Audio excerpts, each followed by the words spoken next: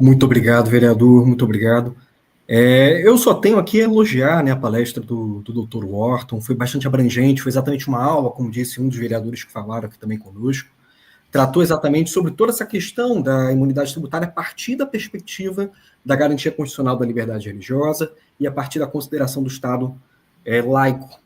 E eu queria puxar para uma consideração final uma pequena contribuição, um agregar nessa fala do Dr. Wharton, a partir do que ele trouxe do caso paradigmático do McCulloch contra Maryland, lá dos Estados Unidos, da Suprema Corte Americana, que traz muito aquilo que o próprio vereador falou acerca das formas como o Estado pode exatamente desincentivar, suprimir a atividade religiosa, né?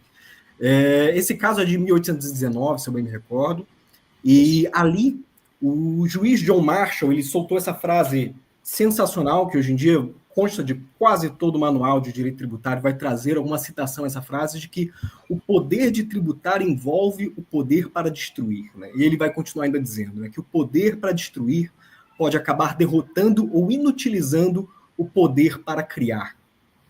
Essa frase, esse axioma, né, que é uma reflexão acerca do poder tributário do Estado, eu queria fazer 3 considerações sobre ele, porque ele lança exatamente como esse gancho que o Wharton deixou ali, lança uma perspectiva sobre a questão da imunidade tributária das organizações religiosas, não a partir de um primeiro lugar de perspectiva do lugar da liberdade religiosa, mas a partir de uma reflexão sobre a própria natureza do poder tributário do Estado, né?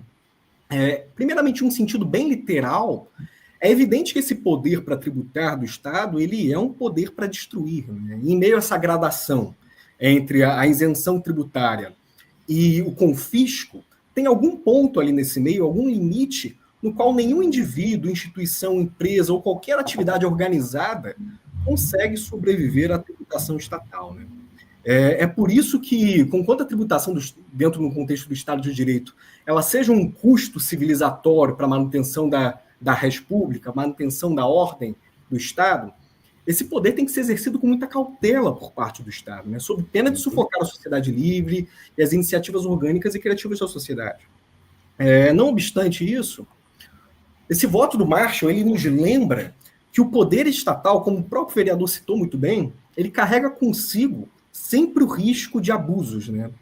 E é exatamente por reconhecer esse risco de abuso no poder de tributar que a nossa Constituição vai garantir ali também a imunidade tributária a partidos políticos, a imunidade a sindicatos, à imprensa, por compreender que esse possível abuso da competência tributária do Estado, quando utilizado por agentes políticos que têm interesse em silenciar seus opositores, pode ser um risco, né? Um risco perene à continuidade do Estado democrático de direito, do debate democrático, da liberdade de expressão. E esse temor contra esses abusos do poder estatal no contexto da discussão sobre a imunidade tributária, ele não é algo estranho à história da liberdade religiosa no Brasil, né? Apesar de o Brasil ser um Estado laico desde 1890, muito tempo, a realidade não é sempre muito alinhada à letra da lei, como todos nós sabemos. Né? No início da história do Brasil republicano, esse secularismo positivista e o entrelaçamento do Estado com uma hegemonia católica muito forte fez com que fossem criminalizados à época o espiritismo kardecista, as próprias religiões de matriz africana e seus cultos. Né? Enquanto isso, o Estado fechava os olhos para crimes de intolerância que eram cometidos contra protestantes em todo o Brasil. Né? São muitos exemplos históricos disso. E essa concretização dessa garantia de laicidade do Estado foi objeto de muito debate, né? Foi de uma construção muito longa, e que nós ainda estamos aqui, ainda hoje, né, debatendo exatamente esses ataques de caráter antirreligioso, a liberdade religiosa, e por isso esse risco de abuso do poder estatal de tributação nunca pode ser abandonado. Né? Mas eu queria trazer ainda mais 2 pontos, se o vereador me permitir, mais 2 pontos sobre essa frase que eu acho que são sensacionais. Porque além desse sentido literal, onde o poder de tributar é um poder de destruir, ele tem um sentido simbólico, no qual o poder de tributar ele é uma manifestação de soberania e de domínio do Estado sobre determinada área social, determinada esfera social. Né? Historicamente, né, uma das principais formas onde um Estado, onde um poder político manifesta a sua soberania sobre um território é exercendo o seu poder de tributar. E essa realidade hoje se encontra, inclusive, manifesta, tanto nacionalmente quanto internacionalmente, no princípio da territorialidade tributária. Né? Mas essa imunidade, ela encontra diversas exceções que comprovam essa regra de que o tributário é um exercício de domínio, de soberania. Né? O caso, por exemplo, das embaixadas estrangeiras, onde o Estado não tributa as embaixadas exatamente por reconhecer ali uma paridade, né? Uma imunidade mútua. E nesse último sentido simbólico, é que eu penso que essa decisão da Suprema Corte, no caso McCulloch contra Maryland, ela é original, ela trouxe exatamente uma grande inovação no cenário jurídico global, não somente do norte-americano, porque ela afirma que o Estado de Maryland não possui soberania que atribuísse a ele competência para cobrar impostos de operações financeiras realizadas pelo governo federal. E como a gente transpõe isso para a discussão sobre liberdade religiosa, sobre imunidade tributária de organização religiosa? Porque ao reconhecer essa imunidade tributária a templos de qualquer tudo, a qualquer culto, o Estado brasileiro, o que ele faz é declarar que não apenas ele não deseja sufocar a atividade religiosa através de tributos, impostos, mas ele declara ali que a esfera do fenômeno religioso, como vocês bem falaram, quer nas suas manifestações privadas, coletivas, institucionais, essa esfera não é o campo próprio do exercício da competência do Estado brasileiro.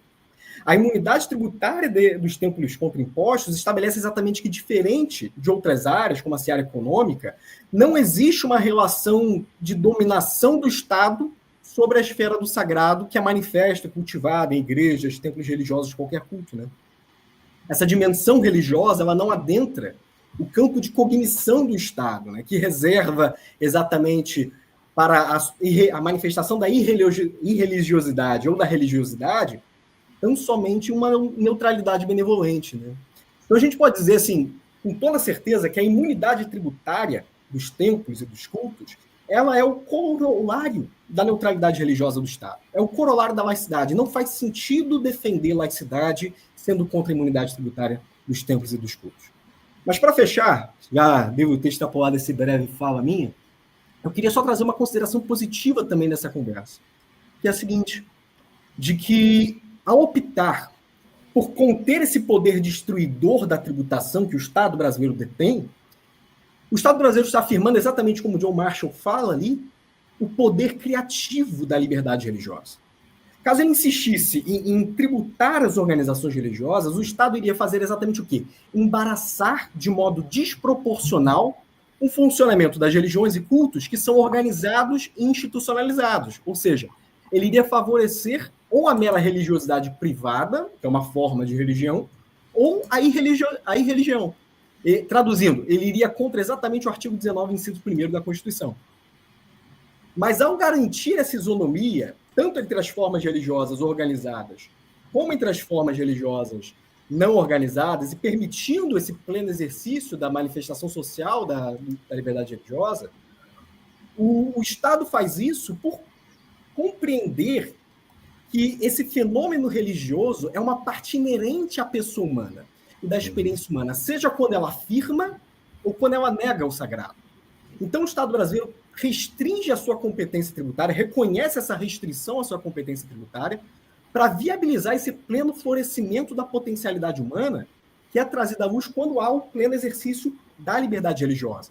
Isso se manifesta não somente no culto, mas se manifesta também ali em atividades caritativas e culturais, como colega representante das religiões de matriz africana, nas instituições beneficentes, como foi reconhecido recentemente também numa extensão do texto constitucional pelo Emenda Constitucional 135, né? E também na vivência social, né, psicossocial, que a religiosidade envolve do ser humano. Então, assim, é importantíssimo se estabelecer claramente qual é a razão política que a Constituição escolheu atribuir a imunidade às religiões, ao exercício da liberdade religiosa, e é essa a importância de um evento realizado hoje pelos senhores, né, realizado pela Frente Parlamentar, pelo vereador Tiago, para trazer essa consideração e demarcar exatamente uma defesa firme dessa garantia à liberdade humana de religião.